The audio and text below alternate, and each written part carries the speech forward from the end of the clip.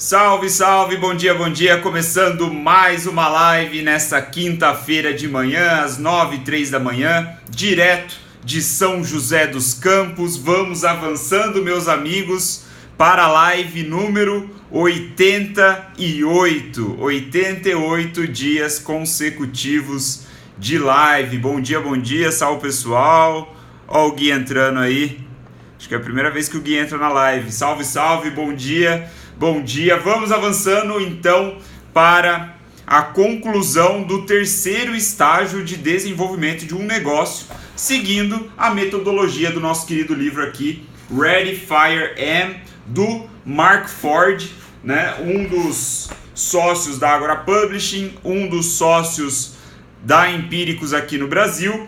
E nesse capítulo 23 é aquele resumão, né, que a gente sempre vem fazendo, que ele sempre faz ao longo de todo o livro, sobre os últimos capítulos que a gente acabou de ver. Nesse caso, faremos um resumão do terceiro estágio do desenvolvimento de um negócio. O terceiro estágio, como a gente bem sabe, é aquelas empresas que o Mark coloca juntas ali na categoria, né, em termos de receita anual de 10 a 50 milhões, são as empresas do terceiro estágio, que ele chama de adolescência, essa é a fase da adolescência. Então hoje a gente vai ver um breve resumo das últimas 4 lives que foram justamente sobre os problemas, os desafios e as oportunidades dessas empresas, trazendo sempre a perspectiva do líder da empresa. Espero fazer uma live rápida, tá? Então, sem mais delongas, vamos lá aqui pegar um resuminho do que a gente viu, né? As grandes ideias do que a gente viu nas últimas 4 lives. Então, um resumo do resumo, a nata da nata, só pra gente ter aí boas ideias para levar para nossa prática, certo? Então, no terceiro estágio, a gente já está aí, ele obviamente ele classifica em termos de receita, mas também, como a gente viu, é classificado em termos de quantidade de funcionários. No terceiro estágio, nós estamos aí ultrapassando a marca de 50 funcionários na nossa empresa. Então, ali junto com a transição para os múltiplos 8 dígitos, né, para os 8 dígitos de faturamento anual, também temos aí uma grande mudança organizacional que é a estrutura da empresa, né? A empresa está ficando cada vez mais robusta, cada vez mais funcionários. Então a marca de 50 funcionários, ela é muito pertinente por uma teoria que a gente falou lá no início dessa temporada. Não vou me perder falando dela de novo, mas existe o porquê de ser um grande marco ultrapassar ali a marca de 49, 50 funcionários. O ponto aqui é que no terceiro estágio, quando essa marca de funcionários acontece, pela primeira vez, veja você, pela primeira vez ao longo de todo o desenvolvimento de um negócio aí, seguindo a linha do Mark Ford, temos um gap de comunicação, temos um problema de comunicação entre os membros da equipe, entre a empresa. Então esse gap de comunicação basicamente, ele pode ser descrito, ele pode ser resumido como o caos, né? Quando existe falha de comunicação ou existe gaps de comunicação, a gente pode entender que está acontecendo o caos na empresa, né? De certa forma, porque assim, as pessoas elas começam a não saber de tudo que está acontecendo, elas de repente não sabem exatamente para quem elas devem satisfação, quem é o chefe direto, né? Porque a gente lembra que o organograma até o segundo estágio, ele é muito centralizado na figura do líder, na figura do CEO, né? Todas as pessoas têm um contato direto com o CEO e isso acaba gerando o caos, né? E aí, se nós estamos no caos, para que conseguimos um crescimento acelerado e sustentável no terceiro estágio, a gente precisa transformar o caos em ordem. A gente precisa transformar o caos em ordem. A gente precisa colocar os pingos nos is, organizar a estrutura da nossa empresa. E aí a sugestão do Mark Ford é resgatar aí os ensinamentos clássicos, né? A teoria clássica da administração, com aquele organograma onde o líder está no topo, embaixo dele tem ali um grupo de diretores, né? Executivos que lideram algumas áreas e tudo mais. Mas a sugestão do Mark é que a gente seja um pouquinho mais inteligente nessa forma de fazer estrutura organizacional. A gente precisa pensar na estrutura organizacional como uma estrutura que propõe equilíbrio. Embora nós chegamos até aqui no caos, no crescimento acelerado, priorizando velocidade de inovação, né, no segundo estágio, caótico, a gente não pode perder tudo isso, né? Tá demais, beleza, tá muito caos, mas a gente precisa equilibrar com a ordem, com a estrutura. E essa ordem, essa estrutura é dada através do controle das operações, né? É de dividir o seu organograma de uma forma onde abaixo do CEO você tem o COO, né, que seria aí, vamos dizer, o diretor de operações, que controla contabilidade, finanças, desenvolvimento, web design, sei lá, programação, enfim, operações, serviço de atendimento ao cliente, enfim, várias dessas atividades, suporte. Logo abaixo do CEO, então a gente tem isso de um lado, e do outro lado são os centros de lucro, que ele chama, que é basicamente você colocar uma equipe inteira, né, uma divisão da sua empresa direcionada para cuidar de um produto, né, que aí é o que ele chama de centro de lucro. Então a gente falou sobre front-end, sobre back-end, né, algumas lives anteriores.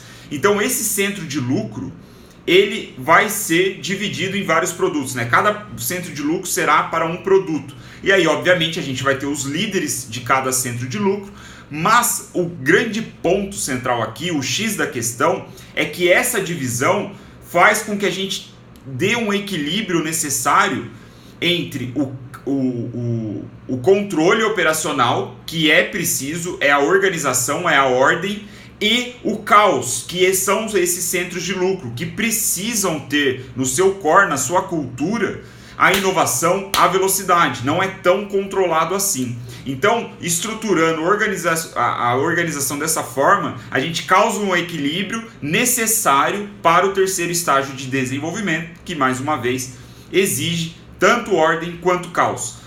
E isso é muito interessante, né? Eu gostei bastante dessa sacada dele, muito legal. E aí a gente vem já para finalizar aqui, para a parte final da nossa live, grande sacada, né? Uma das grandes ideias, melhor colocando, é as 6 habilidades necessárias para o CEO de uma empresa de terceiro estágio, né? Segundo o Mark Ford, que são, número 1, controlar as operações. Então, quando a gente começa a mexer no organograma, isso é controlar as operações, né? Embora a gente tenha um lado específico para o que ele chama de operações, que é isso daí tudo que eu falei, contabilidade, finanças, atendimento ao cliente, tananã, tananã.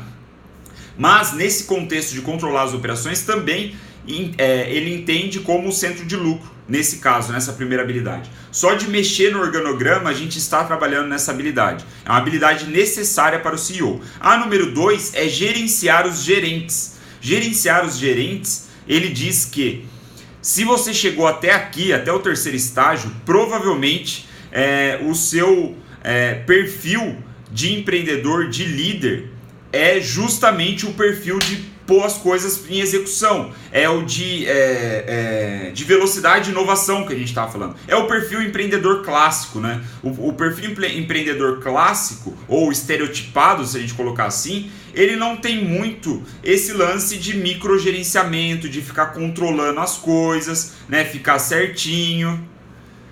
Pô, valeu, Gui. Fico feliz com o comentário aqui. Baita elogio. Vindo de você especialmente. Cara, esse livro é muito foda. Depois a gente pode conversar sobre ele, mas só um pequeno parênteses. Eu também acho que isso aqui vale um MBA. É o livro Ready, Fire, Am, muito bom. Mas para não perder o fio da meada, gerenciar os gerentes é sobre você colocar alguém responsável por esse lado da organização que gerencia as operações, né, que gerencia os gerentes. Então é o COO, o diretor de operações, que vai gerenciar o gerente de contabilidade, sei lá, o gerente de finanças, o gerente de suporte ao cliente, o gerente de desenvolvimento, enfim, isso é a habilidade de gerenciar os gerentes. Então, como o empreendedor natural, ele tem uma característica muito mais caótica e menos de ordem. Ele fala para você terceirizar esse papel, essa função, com a contratação de um COO, né, um diretor de operações aí. E aí a terceira habilidade é comunicar sua visão, né? Você precisa ter aí como a comunicação é um ponto crítico nesse estágio, você precisa neutralizar isso, expondo para toda a equipe, todos os 50 funcionários e além, que você sabe para onde você está indo, que você tem uma visão muito clara para onde você quer levar a empresa, né? Você sabe como lidar com os problemas recorrentes, os problemas do dia a dia. E aí a dica central dele é você comunicar essa visão, não passando de mesa em mesa, de uma maneira informal, tentando ser amigo dos seus funcionários. Não, isso não é uma maneira boa de se comunicar, porque ela, justamente por ser informal, sendo informal, você está tendo relações, tá me fugindo a palavra, você está tendo relações, níveis de relações pessoais discrepantes com muitas pessoas, muitos funcionários, quando você na verdade quer horizontalizar isso, né? Você quer equilibrar, você quer ter a mesma comunicação de visão com um gerente como o cara mais operacional, sei lá, que está atendendo o telefone. Então a dica central dele é você fazer memorandos. Escreve cartas, escreve e-mails, manda para todo mundo e assim você centraliza a comunicação, pelo menos essa comunicação da sua visão, né, dos seus planos e tudo mais. E aí o quarto ponto é o networking com parceiros de negócio. É a quarta habilidade. Você fazer parcerias é essencial para que você cresça, né, as joint ventures. Ele fala sobre parcerias de negócio só no terceiro estágio de desenvolvimento. E pequeno parênteses, pela aquela característica de abundância da regra dourada e não da regra de ouro. Na regra dourada, na regra da abundância, você está numa posição muito mais de oferecer e não de ficar pegando apenas, né? Então é uma sacada muito interessante. Quarta habilidade. A quinta é negociar acordos, né? Uma vez que você começa a ter aí potenciais parceiros de negócio, você precisa aprender a masterizar, né, a arte da negociação. Falamos sobre isso, não vou entrar em detalhes. O sexto ponto é sobre recrutar talentos, a sexta habilidade, que ele diz que é a mais importante, por ser a habilidade mais importante, ele dedicou um capítulo inteiro só para falar sobre recrutação. Nós falamos aqui em algumas lives anteriores, né, nessa semana.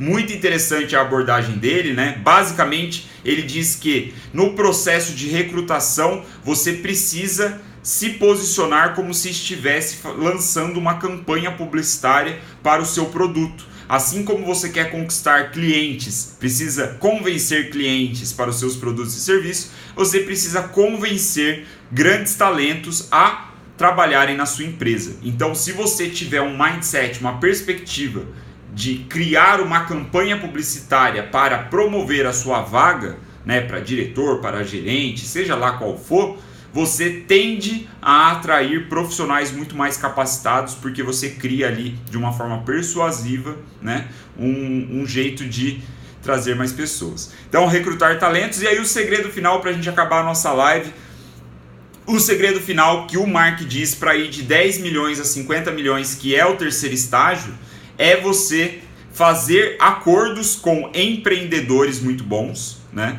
Joint ventures, fazer acordos com empreendedores muito bons, ter bons gerentes controladores, então saber contratar esses gerentes, né, que é o COO, a parte ali operacional que você quer delegar, e contratar bons intraempreendedores, que os intraempreendedores eles virão no outro lado da sua estrutura organizacional, que serão as pessoas provavelmente que trabalharão nos centros de lucro, né? No desenvolvimento e na venda dos seus produtos inovadores que vão sustentando aí o seu crescimento nesse terceiro estágio. Então, na visão do Mark Ford, essa é as dicas finais ali, né? A nata da nata para você escalar de 10 a 50. Eu sei que pode parecer assim, tipo, muito longe da nossa realidade, né? 10 milhões de faturamento anual, 50 milhões, mas é importante a gente saber